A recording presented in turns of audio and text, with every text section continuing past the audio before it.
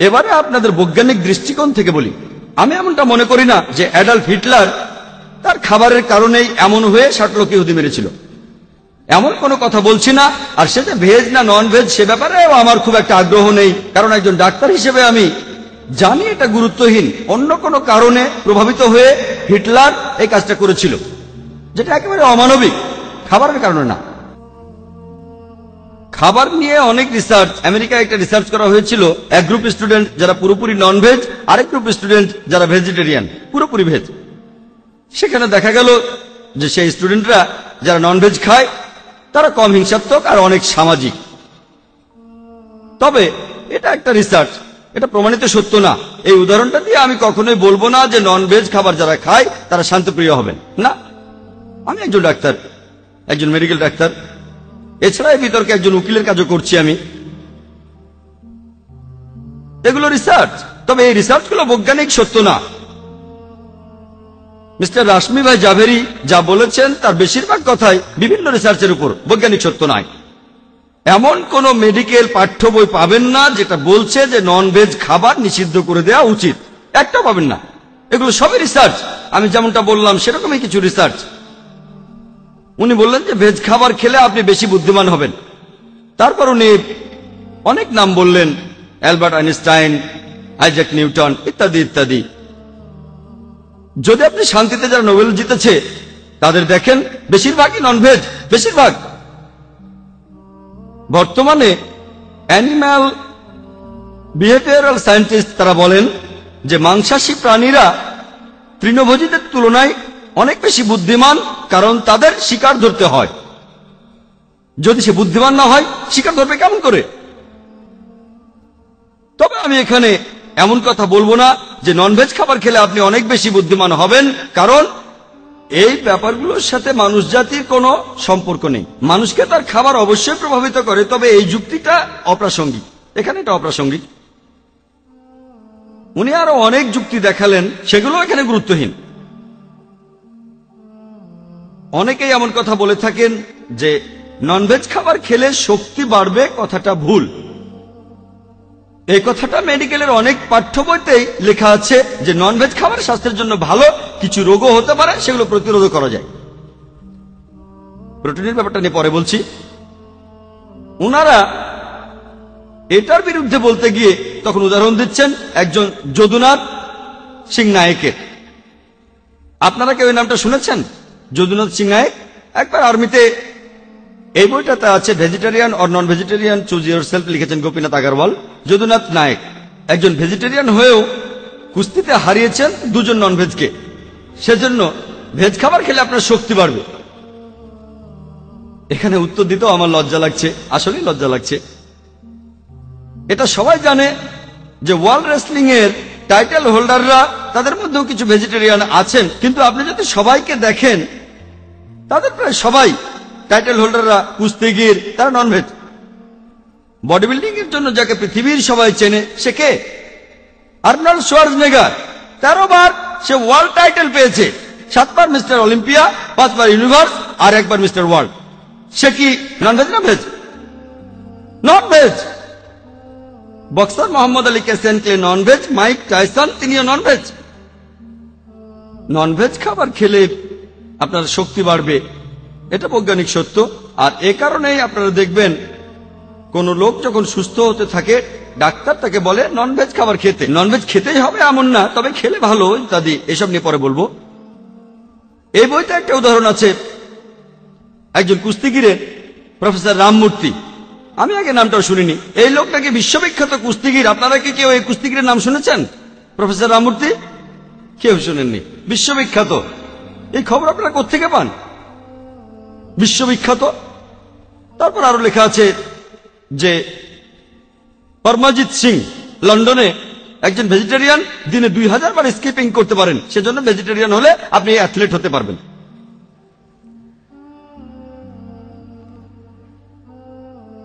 যদি এই যুক্তিকে আপনারা বৈজ্ঞানিক বলেন আমার লজ্জা লাগবে। বেশিরভাগ অ্যাথলেট, রেকর্ড হোল্ডার, এটা হচ্ছে গিনেস বুক, আপনারাও দেখতে পারেন। বইটা দেখানোর জন্য এনেছি, সব কিছু আছে। বডি বিল্ডিং এর উপর, বডি বিল্ডিং, অ্যাথলেটিক্স, 100 মিটার দৌড় যারা রেকর্ড করেছেন, আপনি যদি যে কোনো পাতা উল্টিয়ে যে কোনো একজনকে বাছেন, তার খাদ্য তালিকা 80 থেকে 90% হবে ননভেজ। তবে এটা পাগলামি হয়ে যাবে যদি আমি বলি যে তারা এসব করতে পেরেছে শুধুমাত্র খাবারের জন্য। এটা পাগলামি হয়ে যাবে। কয়েকজনের ক্ষেত্রে হয়তো খাবারটা কারণ, সবার ক্ষেত্রে না। এরপর উনি বললেন যে মাংসাশী প্রাণীদের ঘ্রাণ আর দৃষ্টিশক্তি খুবই প্রখর, রাতেও তারা দেখতে পায়। মিস্টার রাশমি ভাই জাবেরি এমনটাই বললেন। মাংসাশী প্রাণীদের ঘ্রাণ আর দৃষ্টিশক্তি প্রখর, তৃণভোজীদের এগুলো দুর্বল হয়, মানুষের ক্ষেত্রেও দুর্বল হয়। সেজন্য আমাদের উচিত ভেজ খাবার খাওয়া। কিছু তৃণভোজী প্রাণী আছে যেমন মৌমাছি, যাদের ঘ্রাণ শক্তি খুবই প্রখর, এমনকি তারা রাতের বেলাতেও দেখতে পায়। এই যুক্তিগুলো তো বৈজ্ঞানিক না। এ ধরনের বিতর্কে এমন যুক্তি দিয়ে হয়তো মানুষকে কনভিন্স করতে পারেন, সেজন্য আমি এসেছি। উনি আরো বললেন যে মাংসাশী প্রাণীদের গলার আওয়াজ খুবই কর্কশ হয়। মাংসাশী প্রাণীদের, তৃণভোজী প্রাণীদের গলার আওয়াজ কর্কশ হয় না। আপনাদের একটা সহজ প্রশ্ন করি, কোন প্রাণীটা তার কর্কশ আওয়াজের জন্য বিখ্যাত বা কুখ্যাত? গাধা। ভেজ না নন ভেজ? ভেজ না নন ভেজ? ভেজ। যাই হোক, আমি কিন্তু এটা প্রমাণ করতে চাচ্ছি না যে ভেজ খেলে গলার আওয়াজ কর্কশ হবে অথবা নন ভেজ খেলে গলার আওয়াজ সুরেলা হবে। যদি গায়কদের দেখেন, অনেকেই নন ভেজ খায়, আবার অনেকে ভেজিটেরিয়ান, কিন্তু একজনকে দেখিয়ে বলবেন ও ভেজ খেলে গলার আওয়াজ সুরেলা হবে, এটা একেবারে অযৌক্তিক কথা। এসব কিছুর উত্তর দিতে আমার আসলে লজ্জা লাগছে। এরপর উনি অর্থনৈতিক দৃষ্টিকোণ থেকে বললেন যে অর্থনৈতিক কারণে আমাদের শুধু ভেজ খাবার খাওয়া উচিত, এটা নাকি সস্তা বলেছেন মিস্টার জাভেরি। তারপর উনি অনেক হিসেব দিলেন, এত ক্যালোরি থাকে, এত ক্যালোরি থাকে, এত গ্রাম প্রোটিন থাকে, এইসব বইতেও আছে। এগুলো, এই তথ্যগুলো আপনারা কোত্থেকে পেয়েছেন একমাত্র আল্লাহ জানেন। তারপর উনি প্রোটিনের কথা বললেন। এই বইতেও লেখা আছে যে 1 কেজি প্রাণীজ আমিষ পাওয়ার জন্য একটা পশুকে এতটা শাকসবজি খাওয়াতে হবে। তাই 1 কেজি প্রাণীজ আমিষের সমান হলো 7 কেজি উদ্ভিজ আমিষ। তাহলে মাংসে 1 কেজি প্রোটিনের জন্য আপনি তখন খরচ করছেন 7 কেজি উদ্ভিজ আমিষ। সেজন্য শাকসবজি অনেক সস্তা। ওনারা কিভাবে হিসেবটা পেলেন আমি মেডিকেল ডাক্তার হয়েও সেটা বুঝতে পারছি না।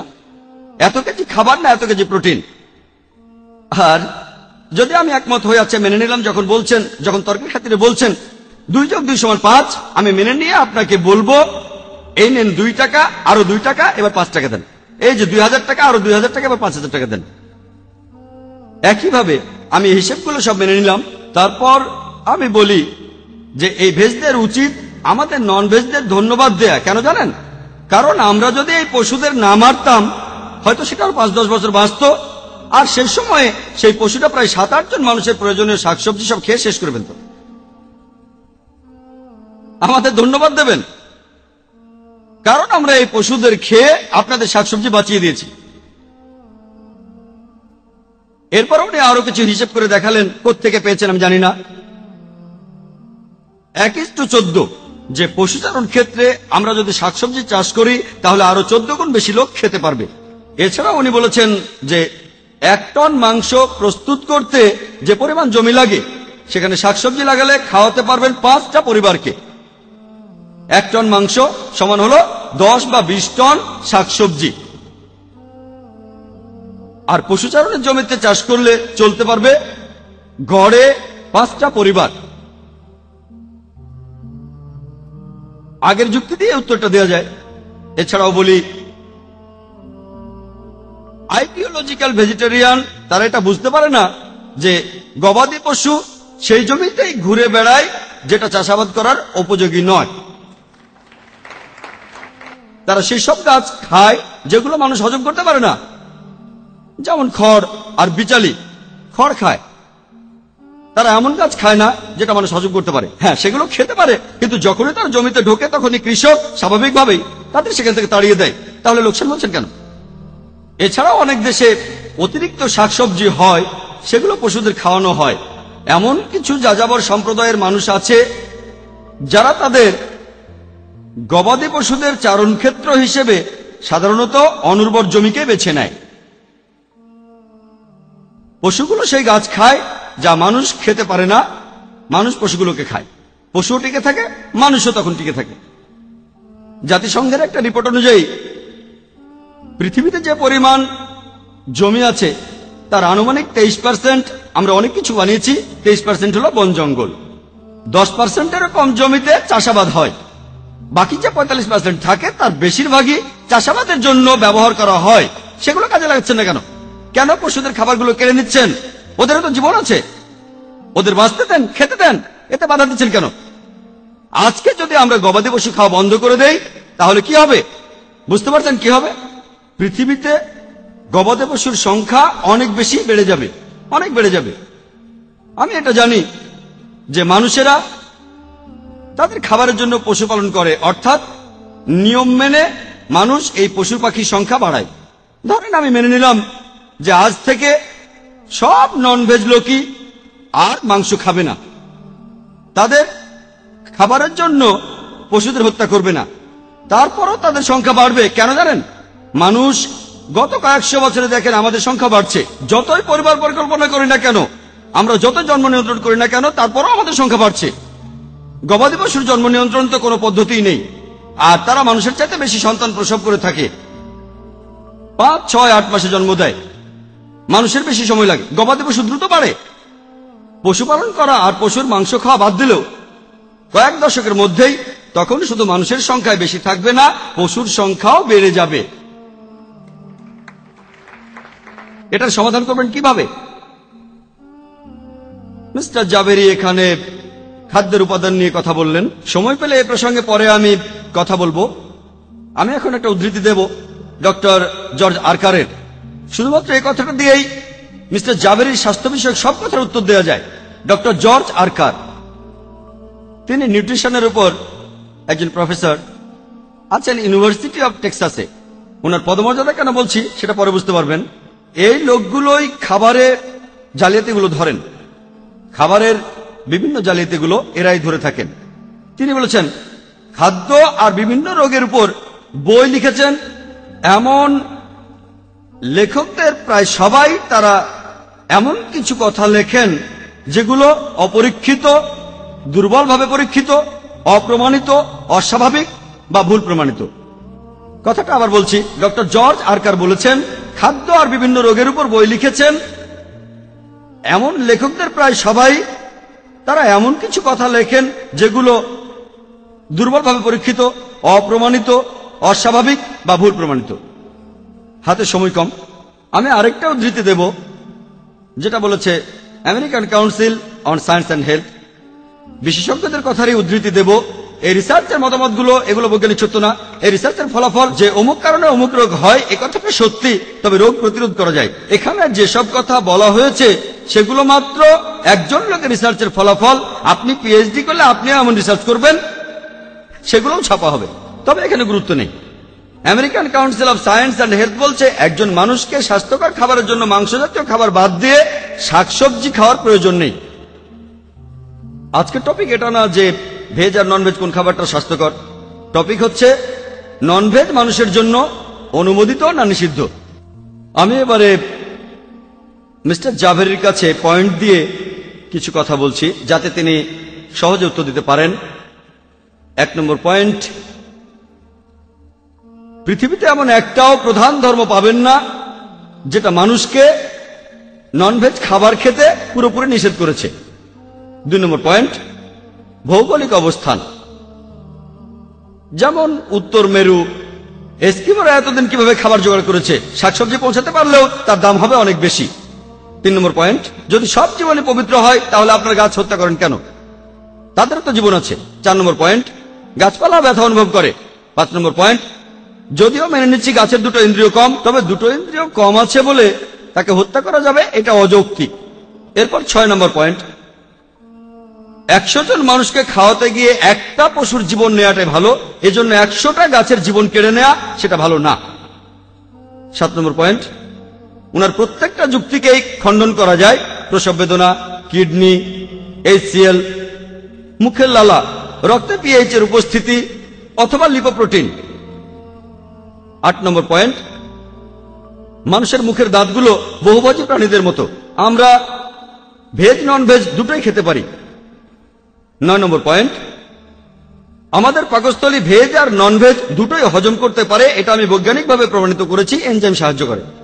10 নম্বর পয়েন্ট, আদিম মানুষ ছিল নন ভেজ। মানুষের জন্য নিষিদ্ধ এটা বলতে পারেন না, মানুষ বলতে সেই আদিম মানুষকে বোঝায়। 11 নম্বর পয়েন্ট, আমরা যে খাবার খাই সেটা আমাদের প্রভাবিত করে, তবে মাংস খেলে আপনি হিংসাত্মক হয়ে যাবেন এটার পক্ষে কোনো বৈজ্ঞানিক ভিত্তি নেই। 12 নম্বর পয়েন্ট, উনি বললেন ভেজ খেলে আপনি শক্তিশালী হবেন, শান্তিপ্রিয় হবেন, বুদ্ধিমান হবেন, একজন অ্যাথলেট হবেন, এটা আসলে ভুল কথা। 13 নম্বর পয়েন্ট, মাংসাশীদের দৃষ্টি আর ঘ্রাণ এর দুটোই খুবই প্রখর, তৃণভোজীদের এটা কম হয়। মাংসাশী প্রাণীরা কর্কশ গলায় চিৎকার করে, তৃণভোজী প্রাণীরা নরম গলায় চিৎকার করে, এসব কিছুই একেবারে অযৌক্তিক কথা। 14 নম্বর পয়েন্ট, ভেজ খাবার সস্তা, এটা ভুল প্রমাণিত করেছি। অর্থনৈতিক কারণও নেই, কিছু কিছু দেশে এটা সম্ভব, ইন্ডিয়া এখানে সম্ভব, কিন্তু আপনি যদি ইউরোপে যান বা আমেরিকায় ভেজ খাবারের দাম অনেক বেশি সেখানে, আর টাটকা শাকসবজি তো সেখানে পাওয়াই যায় না, টাটকা ভেজিটেবলস। এরপরে 15 নম্বর পয়েন্ট হচ্ছে পশুচারণ ক্ষেত্রগুলোকে আমরা নাকি চাষাবাদের জমি বানাতে পারি, কথাটা ভুল। 16 নম্বর পয়েন্ট, যদি নন ভেজিটেরিয়ানরা গবাদি পশুদের মেরে খাওয়া বন্ধ করে দেয় তাহলে পৃথিবীতে গবাদি পশুর সংখ্যা অনেক অনেক পরিমাণে বেড়ে যাবে, ভরে যাবে। 17 নম্বর পয়েন্ট, ডক্টর কারের কথা অনুযায়ী এই বইগুলো যারা লিখেছেন তাদের কথায় বিশ্বাসযোগ্যতা কম। মিস্টার জাভেরির বলা বেশিরভাগ পরিসংখ্যান এই বইয়ে আছে। মেডিকেলে যত পাঠ্য বই আছে, 18 নম্বর পয়েন্ট, তার কোথাও এমন কথা পাবেন না যেটা বলছে যাবতীয় ননভেজ খাবার নিষিদ্ধ করা উচিত। 19 নম্বর পয়েন্ট, এই পৃথিবীর কোন দেশে এমন কোন সরকার নেই যারা যাবতীয় ননভেজ খাবার নিষিদ্ধ করেছে। তারপর 20 নম্বর পয়েন্ট, এমনকি আমেরিকার council of science and health বলছে যে স্বাস্থ্যকর খাবারের জন্য ভেজিটেরিয়ান হওয়ার কোনো প্রয়োজন নেই। এভাবেই যুক্তি আর বিজ্ঞান দিয়ে আমরা প্রমাণ করতে পারি যে ননভেজ খাবার অবশ্যই অনুমোদিত। যদি মিস্টার জাভেরি একমত না হন তাহলে প্রমাণ করেন বৈজ্ঞানিকভাবে, রিসার্চের উপর ভর করে কোনো কথা বলবেন না। কিন্তু তারপরও যদি মিস্টার রাশমি ভাই জাভেরি আমার বলা 20টা পয়েন্টের উত্তর দিতে না পারেন, তারপরও আমি তাকে ননভেজ হয়ে যাওয়ার পরামর্শ দেব না, কারণ আমি উগ্রপন্থী ননভেজ নই, উগ্রপন্থী নই। উনি যদি এরপরও ভেজিটেরিয়ান থাকতে চান আমার কোনো আপত্তি নেই, তার ব্যক্তিগত ব্যাপার, নিজস্ব পছন্দের ব্যাপার। এক এক মানুষ এক এক খাবার পছন্দ করে, নিজস্ব পছন্দের ব্যাপার। আর আমি আপনাদের আরেকটা কথা বলতে চাই যে ভেজিটেরিয়ানরা, আইডিওলজিক্যাল ভেজিটেরিয়ানরা অনেক মিথ্যে খবর প্রচার করে যে এই খাবারের অনেক উপকার, এগুলো তাদের বন্ধ করতে হবে। আর এই বইগুলো বিলি করবেন না, মানুষ ভুল জিনিস শিখবে। আমি পবিত্র কোরআনের একটি উদ্ধৃতি দিয়ে লেকচার শেষ করছি।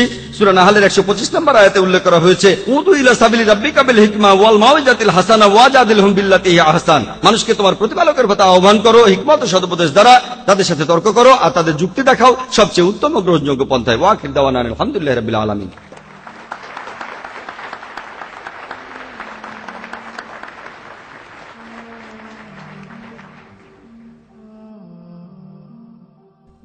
এখন আসছেন মিস্টার রশ্মি ভাই জাভেরি।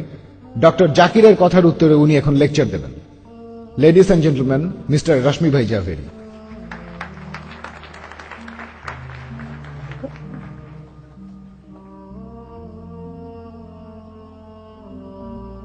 প্রথমেই আমি ডক্টর জাকির নায়েককে ধন্যবাদ জানাতে চাই যে উনি আমার উপরেই সব ছেড়ে দিয়েছেন।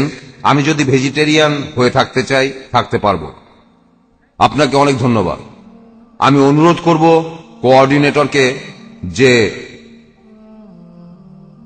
আমাকে কি এখন উত্তর দিতে হবে নাকি মতামত দেব অথবা অন্য কিছু বলবো? আসলে আমরা তো এখানে এসেছি, এখন আমরা প্রশ্নোত্তর পর্ব শুরু করতে পারি। প্রশ্নোত্তর পর্ব শুরু হবে এই লেকচারের পরে, মোট 3টা পর্ব।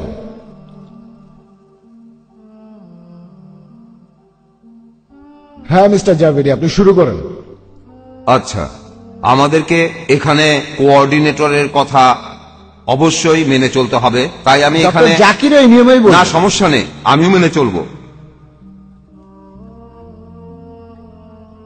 প্রথমে আমি যে কথা বলবো, এখানে প্রশ্নটা এই না যে কে যুক্তি দিয়ে বলছে কে বলছে না, আর কে কোনটা খাবে সেটাও আসলে তার নিজস্ব পছন্দের ব্যাপার।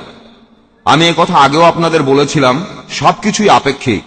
আপনাদেরকে এই ব্যাপারটা সেই দৃষ্টিকোণ থেকেই দেখতে হবে। এখন আমি একটা কথার ব্যাপারে প্রতিবাদ জানাবো।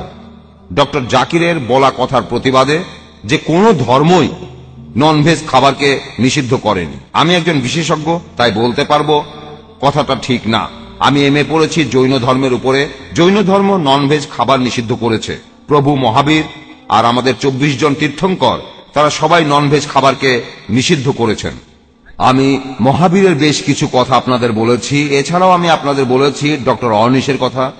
তিনি নিজেই এ কথা বলেছেন যে ননভেজ খাবারে থাকে অতিরিক্ত প্রোটিন, কোলেস্টেরল আর স্যাচুরেটেড ফ্যাট।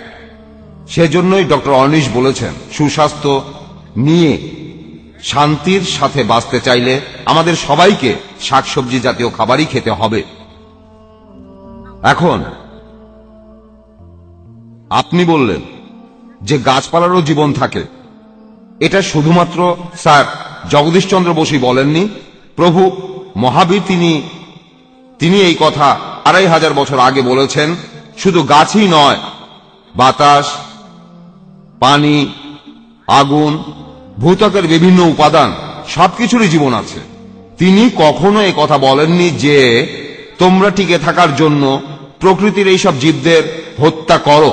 তবে তিনি বাস্তববাদীও ছিলেন, তাই তিনি বলেছেন যে যারা পৃথিবীর মোহ ত্যাগ করে জৈন মুনি হতে পারবে না, এই জৈন মুনিরা তারা এমনকি কোনো গাছকেও হত্যা করে না। প্রাণী তো অনেক দূরের কথা, তারা এইভাবে খায় না। তারা তাদের খাবার রান্না করে তারপর খায়। এখানে আপনারা বলতে পারেন যে আমরা তাদের জন্য গাছপালা মেরে ফেলি, সেটা আলাদা কথা। তবে প্রভু মহাবীরের কথাগুলো খুবই পরিষ্কার যে আমরা মানুষরা জীবজগতের কারোরই কোনো ক্ষতি করব না, হোক সেটা সচল অথবা অচল। এটা একেবারে স্পষ্ট বলা আছে, আর আমরা সবাই এই কথাটা মেনে চলব। যদি বিকল্প কোনো উপায় থাকে আমরা তাহলে তখন সেই পথে যাব না যেটা আমাদের বাধ্য করে অন্যান্য পশুদের হত্যা করে তাদের মাংস খেতে। আর একটা কথা বলি, আপনি বললেন গাছের কথা। আমি আমার লেকচারে শাকসবজির কথা বলেছিলাম। আপনি বললেন যে একটা গিরগিটির নতুন করে লেজ গজায়, এটা একটা ব্যতিক্রম। গাছের ক্ষেত্রে ফল ছিঁড়ে নেন, আবার ফল হবে। একটা ডাল কেটে ফেলেন, সেখানে আবার ডাল গজাবে। এরকম যুক্তি দেখালে সেটা চলতেই থাকবে। তাই আমাদের বিতর্কটা এভাবে না দেখলেই ভালো। আর মেডিকেল সায়েন্সও বলছে, আর আপনিও বললেন, ডক্টর জাকির বেশ কিছু মেডিকেল পয়েন্ট বলেছেন, আমিও বলেছি। এখন এটা উপস্থিত দর্শক শ্রোতাই বিচার করে বলবেন আমি যেসব বৈজ্ঞানিক কথা বলেছি সেগুলো ঠিক নাকি ওনারটা ঠিক, এটা আপনারাই ঠিক করবেন। আর উনি এই কথাটা বলতে ভুলে গেছেন, কিছু মনে করবেন না, আমি এভাবে বলছি কারণ আপনার সাথে বিতর্ক করছি। মানসিক অবস্থা বলেননি। আমরা যখন পশুর মাংস খাই তখন সেই পশুর প্রবৃত্তিগুলো আমাদের মধ্যে চলে আসে। আপনি যদি এ ব্যাপারে কিছু বলতে চান তাহলে আমাদের বলতে পারেন। এখন অনেক ডাক্তারই কাঁচা শাকসবজি খাওয়ার উপদেশ দেন। আমি রান্নার কথা বলছি, বেশিরভাগ ডাক্তারই কাঁচা শাকসবজি খাওয়ার উপদেশ দেন। যেসব শাকসবজি অথবা সিরিয়াল আমরা কাঁচা খেতে পারি না সেগুলো রান্না করে খাবো। ব্যাপারটা আসলে এরকম। আর ইন্ডিয়ান ভেজিটেরিয়ান কংগ্রেসে আমরা যখনই কোনো কনফারেন্স করি সেখানে বেশিরভাগ খাবারই থাকে কাঁচা। এগুলো বেশি স্বাস্থ্যকর আমাদের সবার জন্য। বইগুলো সম্পর্কে বলি, বইগুলো আমি আপনাকে দেইনি, ডক্টর নায়েককে এই বইগুলো আসলে দিয়েছেন মিস্টার সালেচা। ঠিক আছে, ব্যাপারটা আসলে অতটা গুরুত্বপূর্ণ না। এখন আপনাদের আরেকটা কথা বলবো যে আপনারা সত্যটাকে বদলাতে পারবেন না, হাততালিতেই সব বদলে যায় না। আপনারা যদি আমার কথা পছন্দ করেন তাহলে হাততালি দিতে পারেন, অপর বক্তার কথা যদি পছন্দ করেন সেখানেও হাততালি দিতে পারেন। তবে আমি বিশ্বাস করি যে কিছু কথা আপনার ভালো লাগলো আর জোরে হাততালি দিলেন, তাতে সত্যটা বদলে যাবে না। আর আমি এখানে একটা বইয়ের কথা বলবো। বইটা লিখেছেন ডক্টর দীপক চোপড়া। তিনি আরো অনেক বই লিখেছেন। তিনি ডাক্তারি প্র্যাকটিস করেন, মানুষের চিকিৎসা করেন, ডক্টর ডিন অর্নিশের মতোই। তিনিও অনেক গবেষণা করেছেন। তারপর তিনি এমন একটা সিদ্ধান্তে এসেছেন, আমরা যা খাই সেগুলো আমাদের উপর অনেক প্রভাব ফেলে, মানসিকতার উপরে, শারীরিক অবস্থার উপরে। আমাদের খাদ্য আমাদের প্রভাবিত করে, আর আমাদের বেশিরভাগ শারীরিক আর মানসিক অসুস্থতার পেছনে কারণ হলো এইসব মাংস জাতীয় খাবার। সেই জন্যই এই খাদ্য নিষিদ্ধ। এটা বলা অযৌক্তিক হবে যে পশু পাখিদের মেরে আপনারা ভেজিটেরিয়ানদের সাহায্য করছেন। পশু পাখির সংখ্যা নিয়ে আমাদের ভাবতে হবে না, প্রকৃতি সবকিছুর ভারসাম্য ঠিক রাখবে। কারণ আপনারা মাংস খাওয়ার জন্য পশু পাখি পালছেন, সেজন্যই তাদের সংখ্যা বেশি। আর সেই জন্যই এটা হচ্ছে। এমনটা না করলে জঙ্গলগুলো দেখেন, সব জায়গাতে প্রকৃতির নিয়ম চালু আছে, প্রকৃতি ভারসাম্য ঠিক করে রাখবে, সেটা নিয়ে আমাদের ভাবতে হবে না। এবারে ইতিহাসের ব্যাপারে বলি। মিস্টার ত্রিবেদী শুরুতে বলেছিলেন, ডক্টর জাকিরও বলেছেন।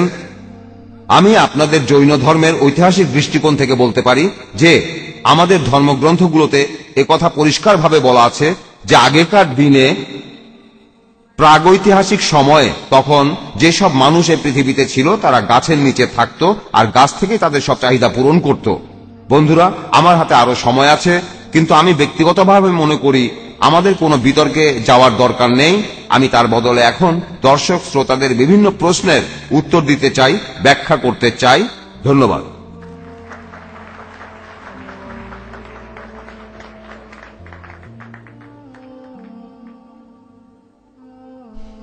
ধন্যবাদ মিস্টার জাভেরি। যদিও হাতে আরো 5 মিনিট সময় ছিল, উনি আগেই কথা শেষ করেছেন। এখন আপনাদের সামনে আসছেন ডক্টর জাকির নায়েক মিস্টার জাভেরির কথার উত্তরে লেকচার দিতে। ডক্টর জাকির নায়েক।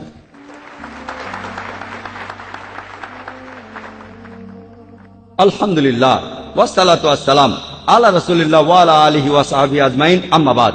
আউযু বিল্লাহি মিনাশ শাইতানির রাজিম। বিসমিল্লাহির রহমানির রহিম। ওয়া কুল জাআল হক ওয়া জাআকাল বাতিল ইন্নাল বাতিলা কানা জাহুকা। বিসমিল্লাহির রহমানির রহিম। রাব্বিশ ইশরাহ লি সাদরি ওয়া ইয়াসসির লি আমরি ওয়াহলুল উকদাতাম মিন লিসানি ইয়াফকাহু কাওলি। আজকের সম্মানিত অতিথিবৃন্দ, শ্রদ্ধেয় গুরুজনেরা, আমার প্রিয় ভাই বোনেরা, আমি আবারও আপনাদের সবাইকে স্বাগত জানাই ইসলামিক সম্ভাষণে। আসসালামু আলাইকুম ওয়া রাহমাতুল্লাহি ওয়া বারাকাতুহু। আল্লাহর দয়া, শান্তি আর রহমত আপনাদের সবার উপরে বর্ষিত হোক। প্রথমেই বলি, আমি এখানে কিছুই ভুলে যাইনি। আপনারাও দেখেছেন আমি নির্ধারিত সময়ের চাইতে আধা মিনিট বেশি বলেছি। এখানে ভুলে যাওয়ার প্রশ্নই আসে না। আমি আরো 5 ঘন্টা বলতে পারবো যদি আপনি থাকতে পারেন। আপনি তো এই সময়ের ব্যাপারটা ঠিক করেছেন যে আমরা 30 মিনিট করে বলবো। আমি 50 মিনিটের কথা বলেছিলাম। আমি এখানে 2 ঘন্টা কথা বলতে পারবো, সারাদিন বলতে পারবো। আমি এটা পারি, কারণ আমি একজন ম্যারাথন স্পিকার। আলহামদুলিল্লাহ, আমি নন ভেজিটেরিয়ান।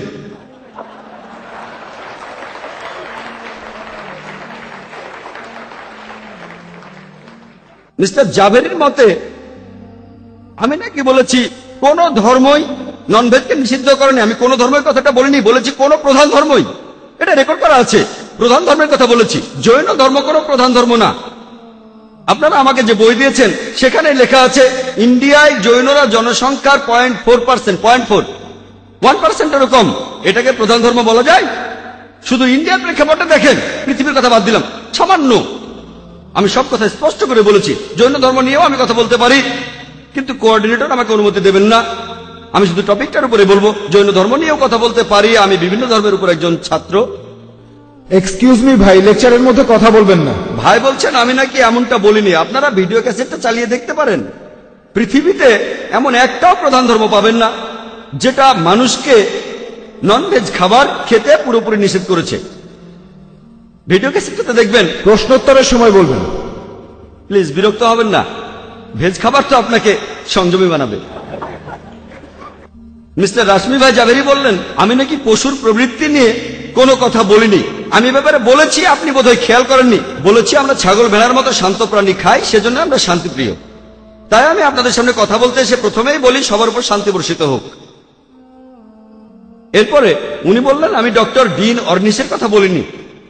আপনাকে চ্যালেঞ্জ করছি, এই ডক্টর অর্নিশ, ইনার লেখা এই বই কি কোনো মেডিকেল কলেজে পড়ানো হয় পাঠ্য বই হিসেবে? বাজারের বইয়ের মতো না। এ ব্যাপারে আগে বলেছি। ডক্টর উইলিয়াম টি জার্ভেস বলেছেন এমনকি বিজ্ঞানী আর প্রফেশনাল ডাক্তার তারাও নিরপেক্ষ নয়। তাদের মধ্যে অনেকেই এক পেশে কথা বলে, নিরপেক্ষ নয়। এটা কোনো মেডিকেল বই না, এটা একটা ডায়েট বই। আমি খুব স্পষ্ট করেই বলছি, অস্পষ্ট কিছু বলছি না। এই ডিন অর্নিশ বা যাই হোক, হতে পারে খুব বিখ্যাত, তবে আমি জানি না, এই প্রথম তার নাম শুনলাম, আমি তাকে চিনি না। তারপরও মিস্টার জাভেরিকে বলবো চেক করে দেখেন বইটা মেডিকেলের পাঠ্য বই কিনা, শুধু মেডিকেল বই নাকি মেডিকেল পাঠ্য বই সেটা দেখেন, আগে এটা চেক করে দেখেন। আরো বললেন গবাদি পশু নিয়ে আমাদের ভাবতে হবে না, প্রকৃতি সব ব্যবস্থা করবে। আপনারাই আসলে বেশি ভাবছেন, আমরা এতটা ভাবি না। প্রকৃতি তাদের এভাবে বানিয়েছে, যখনই একটাকে মারবেন আরেকটা জন্ম নেবে। আল্লাহ হলেন সৃষ্টিকর্তা, তিনি বানিয়েছেন। যদি বাঘ সিংহ মেরে ফেলেন তারা বিলুপ্ত হয়ে যাবে, সেজন্য তাদের মাংস খাওয়া যাবে না। গবাদি পশু আমরা খেতে পারি, আল্লাহ তাদের এভাবে বানিয়েছেন। যদি আমরা আল্লাহর নির্দেশ না মানি এদের সংখ্যা বেড়ে যাবে। তারপর গাছপালা কেটে ফেলা প্রসঙ্গে উনি যেটা বললেন সেটা হলো একটা ডাল কেটে ফেললেও মা তখনও বেঁচে থাকে। একইভাবে গরুর বাচ্চা, ছাগলের বাচ্চা, আমরা কি তাদের খেতে পারি? হ্যাঁ, মা তখনও বেঁচে থাকে, গরুটা তখনও বেঁচে থাকে। তারপর বাচ্চাটা বড় হয়ে মা হলে সেই পশুটাকে মেরে ফেলা যায়। তাহলে উনার যুক্তিটা যদি মেনে নেই, গাছের মতো করে পশুদের মধ্যে অনেকেই বেঁচে যাচ্ছে, গাছের চাইতে বেশি যদি উনার যুক্তিটা মানি। আমি আগে বলেছিলাম যে প্রতিরোধ করা সেটা প্রতিকারের চাইতে অনেক ভালো। আমিও ডক্টর অর্নিশের সাথে একমত যখন তিনি বলছেন যে কিছু রোগের পথ্য হিসেবে ভেজ খাবার ভালো, আমিও সে কথা একমত। আমি না বললাম কখন কোনটা স্বাস্থ্যকর সে কথা হচ্ছে না। এখানে বলছেন এই খাবারটা হচ্ছে মানুষের জন্য নিষিদ্ধ। চ্যালেঞ্জ করছি, মেডিকেল পাঠ্য বই দেখেন, আমিও একজন ডাক্তার। এই বইগুলো যে দিয়ে থাকুক, রুশবি ফাউন্ডেশন বা ইন্ডিয়ান ভেজিটেরিয়ান কংগ্রেস, এই বইগুলো এমন কিছু কথা প্রচার করছে যেগুলো সঠিক না, দুর্বলভাবে প্রমাণিত বা অপ্রমাণিত। ইসলামের প্রতিরোধের একটা ব্যবস্থা আছে যেটা বেশিরভাগ প্রশ্নেরই উত্তর দেব। ইসলাম ধর্মে যেভাবে প্রতিরোধ করা হয়, যখন আমরা পশুদের নিয়ে মেরে ফেলি তখন আমরা জবেহ করি, পশুর গলা কেটে ফেলি, সেই সাথে শিরা আর ধমনীও কেটে ফেলি। তবে মেরুদণ্ডের কোনো ক্ষতি করি না, তা না হলে হৃৎপিণ্ডের নার্ভটা ক্ষতিগ্রস্ত হবে, পশুটা হার্ট অ্যাটাক করবে। যখন মেরুদণ্ড ক্ষতিগ্রস্ত হয় না আর শিরা ধমনী সহ পশুটার গলা কেটে ফেলা হয়, হৃৎপিণ্ড তখন পাম্প করে, বেশিরভাগ রক্ত শরীর থেকে তখন বেরিয়ে যায়। শরীরের রক্ত অনেক জীবাণু আর ব্যাকটেরিয়া বহন করে। যদি এই পদ্ধতিতে পশু হত্যা করেন, আপনি যে রোগগুলোর কথা বললেন তার বেশিরভাগই প্রতিরোধ করা যায়, এ রোগগুলো হবে না। ইসলামিক নিয়মে জবাই করলে মাংস অনেকক্ষণ বিশুদ্ধ অবস্থায় থাকে। লোকে বলে ও এটা খুবই নিষ্ঠুর, আপনারা নিষ্ঠুর ভাবে মেরে ফেলছেন, কষ্ট পেয়ে মারা যাচ্ছে। যখন ইসলামিক নিয়মে জবাই করি তখন আমরা গলার শিরা ধমনী কেটে ফেলি, যে নার্ভটার কারণে পশু ব্যথা টের পায় সেটাও আমরা তখন কেটে ফেলি। তাই সেই পশু কোনো ব্যথা টের পায় না। সে তখন পা ছোড়াছড়ি করে, কেন জানেন? সব রক্ত বের হয়ে যাচ্ছে বলে। পশুটা কোনো ব্যথা পায় না, সে পা ছোড়াছড়ি করছে কারণ তার শরীরের সেই অংশে রক্ত কমে যাচ্ছে। পশুটা কষ্ট পেয়ে মারা যায় না, মরার সময় কোনো ব্যথাই সে টের পায় না, ব্যথা পায় না, একদমই না। রক্তের মাধ্যমে যে রোগ ছড়ায় সেগুলো প্রতিরোধ করি। এছাড়াও পৃথিবীতে এমন অনেক দেশ আছে, অনেকে বিভিন্ন পশু পালন করে, তারা পশুদের হরমোন দেয়। এমন একটা রোগের কথা মিস্টার জাভেরিও বললেন, রোগটার নাম হলো বিএসই, বোভাইন স্পঞ্জিফর্ম এনসেফ্যালোপ্যাথি। গবাদি পশুতে কিছু হরমোন দেওয়া হয় যাতে করে পশুগুলো মোটা হয়, তখন বেশি দামে বেচতে পারেন মাংসের জন্য। এটা ইসলাম ধর্ম অনুযায়ী হারাম। কার্সিনোজেনিক হরমোন যদি পশুদের শরীরে দেন তখন ইসলামিক নিয়মে জবাই করলে তারপরও সেটা হারাম। এটা জবাই হলেও হালাল নয়, এটা জবাই কিন্তু হারাম। যদি পশু শরীরে হরমোন ঢোকানো হয় আপনারা তার মাংস খেতে পারবেন না। সেই পশুর মাংস হারাম যাদের ননভেজ খাওয়ানো হয়, কারণ নবীজি বলেছেন যে পশুকে ননভেজ খাওয়ানো হয় সেটা তোমাদের জন্য নিষিদ্ধ। এরপরে যদি পরিচ্ছন্নতার দিকে খেয়াল রাখেন আর মাংসটা ভালোভাবে রান্না করেন বেশিরভাগ রোগী মিস্টার জাভেরি যেগুলো বললেন সবগুলো না, বেশিরভাগ রোগী প্রতিরোধ করা যায়। আর ননভেজ খাবারগুলোর মধ্যে সবচেয়ে বিপজ্জনক যেটা অনেক মানুষই খেয়ে থাকে সেটা শূকর। শূকরের মাংস খেলে 70টারও বেশি অসুখ হওয়ার সম্ভাবনা থাকে, 70টারও বেশি অসুখ হতে পারে।